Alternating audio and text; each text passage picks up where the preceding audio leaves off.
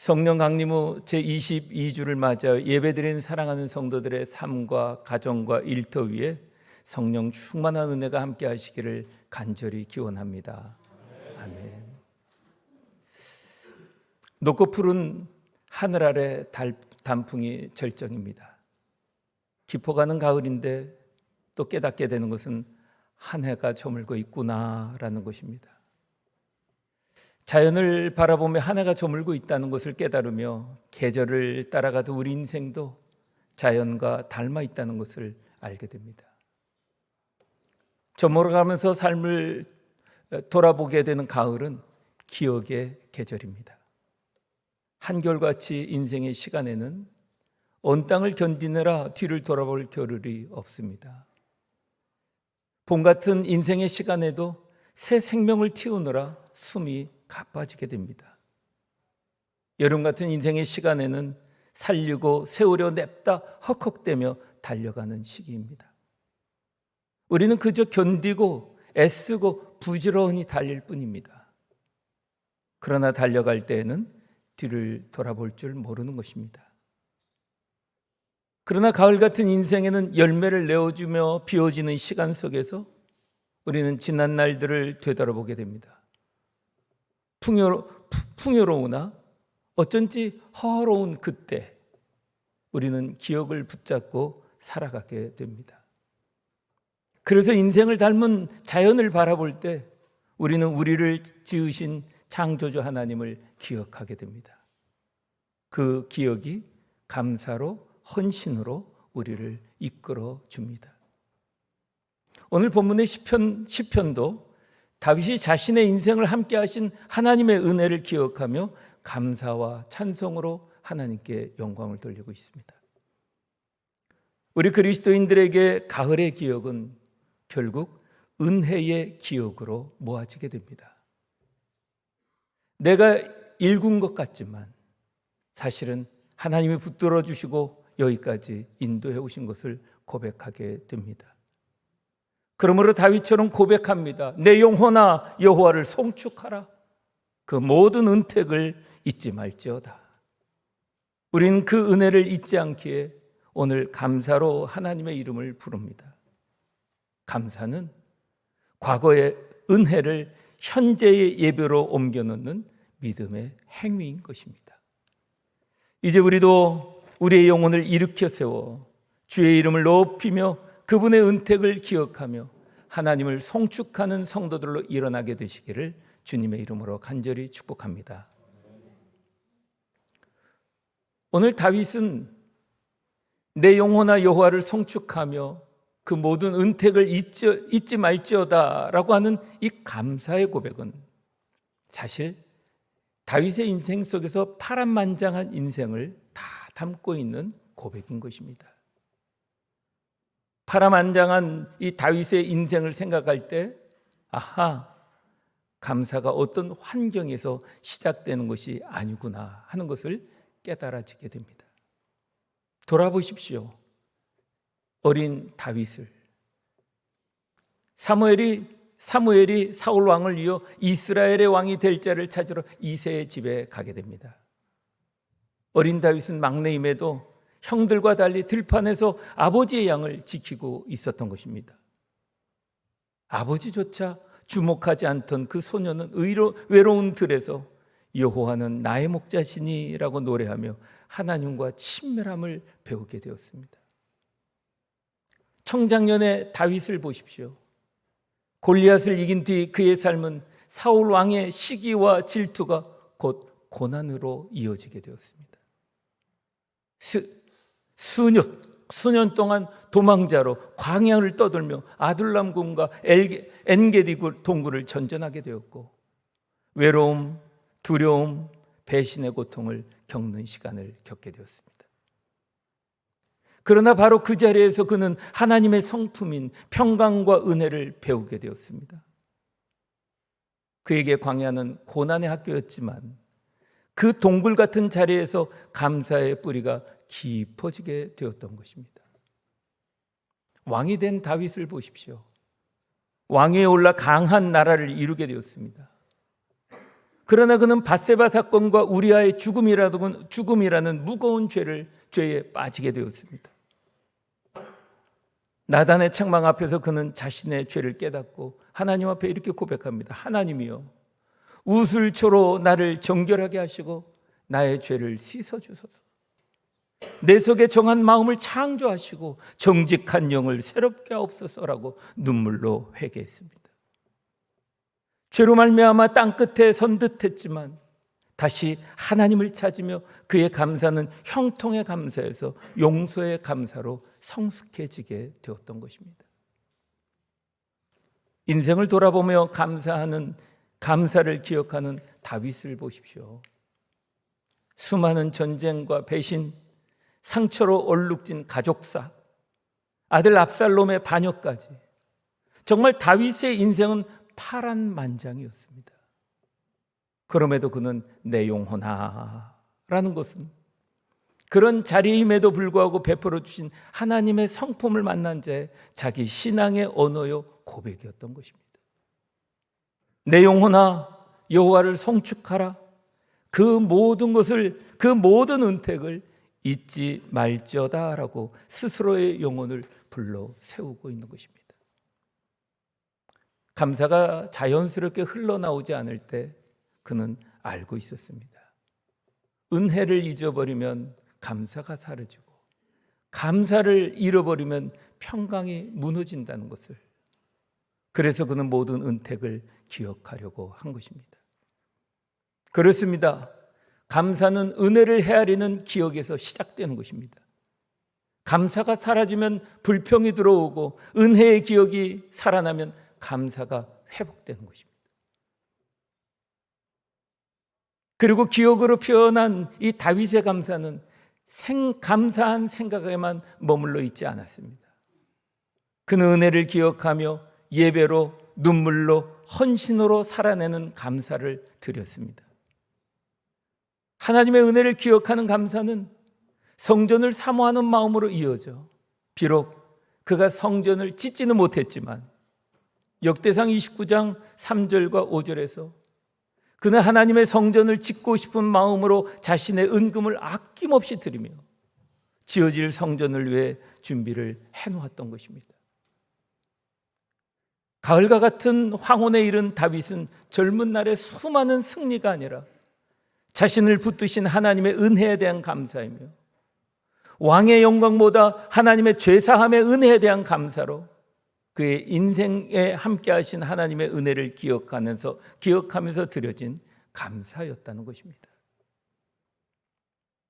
은혜를 기억함으로 피어나 드려짐으로 자란 그의 감사는 하나님의 은혜의 삶으로 응답하는 하나님과 진정한 사귐이 있는 그의 감사가 솔로몬 성전의 밑바탕이 되었던 것입니다. 여러분, 살아가면서 정말 비싸고 엄청 귀한 선물을 받아보신 적이 있습니까? 그 비싼 선물이 그에 대응하는 대가가 있는 것이라면 얼마나 무거운 부담으로 다가옵니까? 그러나 내가 대가 없이 나를 향한 사랑을 담은 선물이라는 것을 알 때 우리는 그 마음 때문에 짐 같은 부담이 아니라 거룩한 부담이 되어 감사하며 그 사랑을 마음에 심게 되지 않습니까? 다윗이 그러했습니다. 하나님의 어떤 분이신지, 특별히 자신의 인생에 함께 하신 긍휼과 은혜의 하나님을 만나고 누려왔기에 그는 하나님의 은혜를 깨닫기에 내 영혼아, 내 영혼아 라고 자신을 불러 세우며 그 은혜를 기억하였고 그 은혜에서 피어난 감사로 예배로 헌신으로 자신을 드리며 응답하는 인생을 살아가게 된 것입니다. 그래서 하나님은 그런 사람을 향해 내 마음에 합한 자라고 말했던 것입니다. 오늘 봉독한 마가복음에서 소개한 여인을 주목해 보십시오. 베다니 나병 환자 시몬의 집에서 한 여인이 매우 귀한 향유옥합을 깨뜨려 예수님의 머리에 부었다는 것입니다. 그런데 우리는 흔히 그 향유가 아주 비쌌다라는 사실에만 주목하지만 오늘 본문에는 우리에게 더 깊은 것을 살펴야 할 지점들이 있습니다.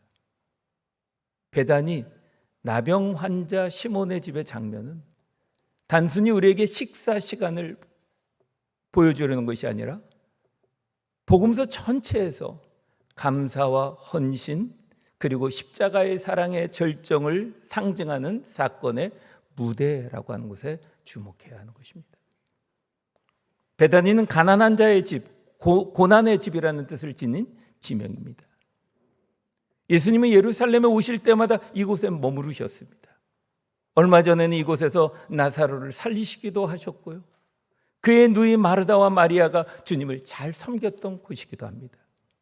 그런데 바로 이 사건이 십자가를 지시기 전날 이 향유 사건이 일어나게 되었다는 것입니다. 나병 환자 시몬이라고 하는 이 명시하는 것은 그 또한 주님께 고침을 받은 사람임을 암시해주고 있는 것입니다. 그러므로 베다니 나병 환자 시몬의 집은 고난의 흔적이 있는 자리이고 예수님이 함께 하심으로 은혜의 자리가 된 것입니다. 주님은 늘 고난과 죄의 짐으로 신음하는 이들과 늘 함께 하셨다는 것입니다.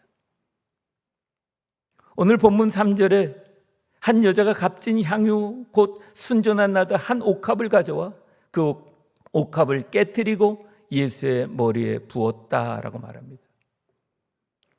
예수님께서 십자가를 지시기 전날 머리에 기름 부음을 받으신 이 사건은 세 가지 의미를 찾아보게 되는 것입니다.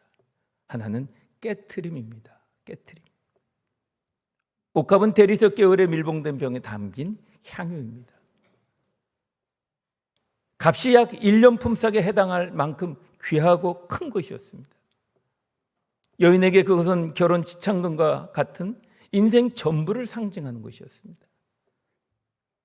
그런데 가난과 고난의 집 베다니에서 여인은 은혜를 깊이 깨달았기 때문에 아낌없이 자신을 깨트려 올려드린 것입니다.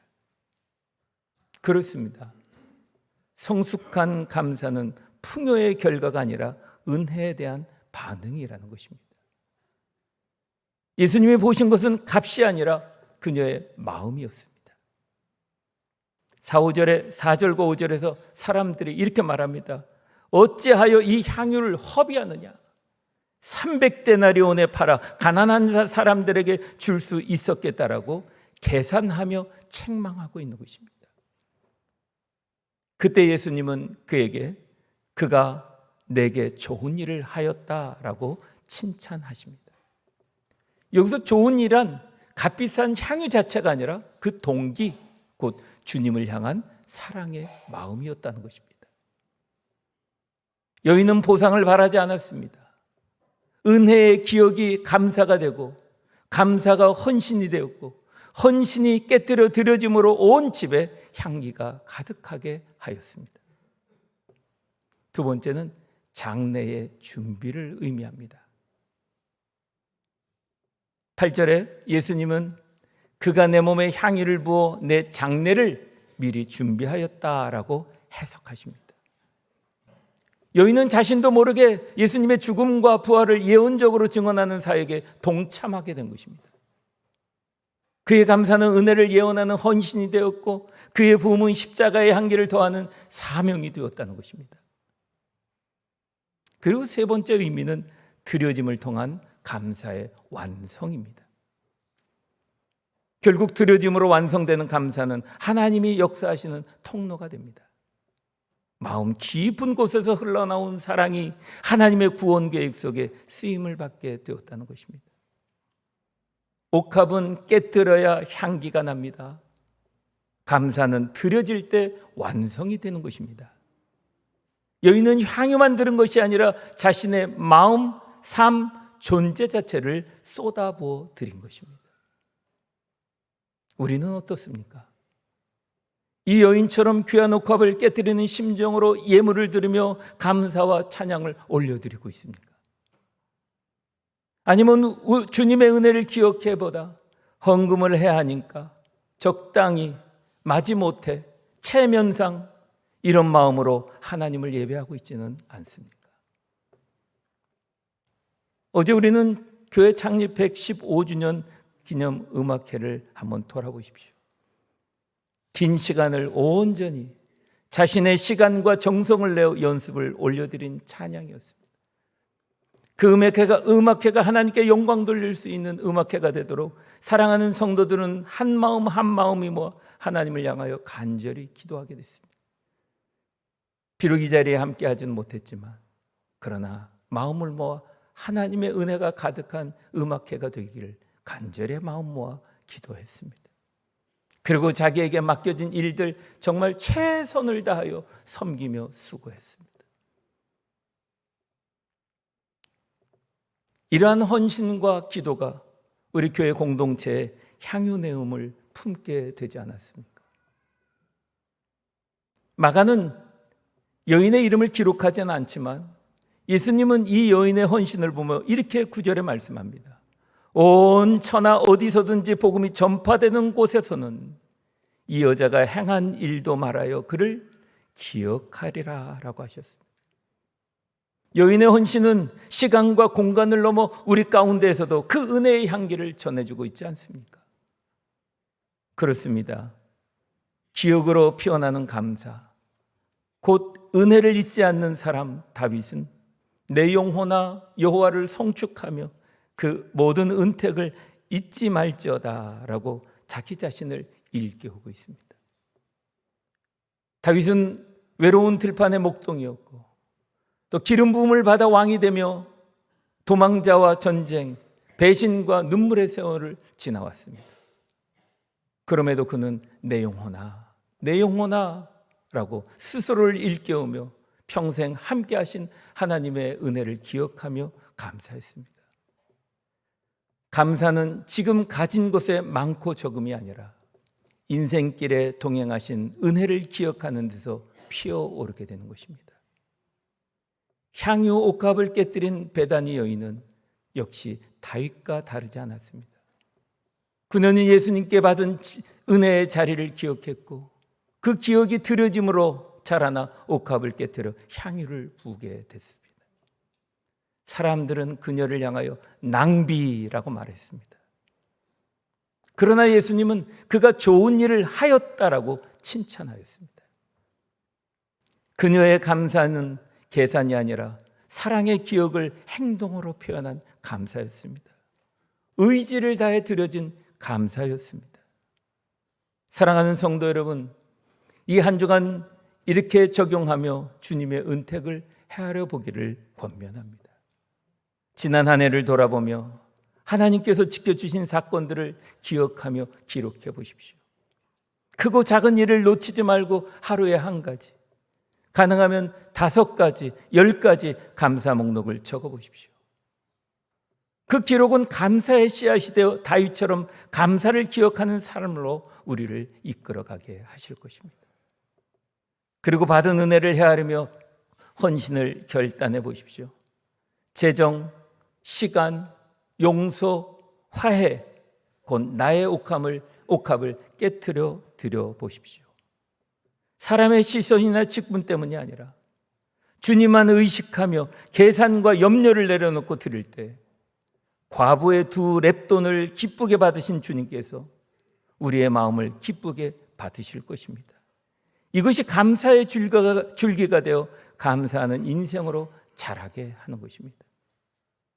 그리고 향유의 향기가 온 집에 가득했던 것처럼 우리가 은혜로 드리고 나눌 때 감사는 교회에서 가정으로 흘러가게 됩니다. 그리고 이웃으로 흘러가게 됩니다. 감사를 나누는 곳, 흐르는 곳마다 향기가 납니다. 사랑하는 성도 여러분, 은혜를 기억하고 향유 옥합을 깨트려 하나님의 은혜의 전심으로 감사드린 다윗과 베다니의 여인처럼 오늘 주님께서 우리에게 말씀하십니다. 사랑하는 딸아, 사랑하는 아들아, 은혜를 기억하며 내 마음을 깨트려 드린 감사는 하나님 앞과 공동체의 향기란다. 우리 돌아오는 주일 우리가 드려지는 추수감사 예배가 향기 내음이 가득하여 하나님께 영광 올려드리는 교회와 성도들이 되시기를 우리 주 예수 그리스도의 이름으로 간절히 축원합니다. 아멘. 기도하시겠습니다.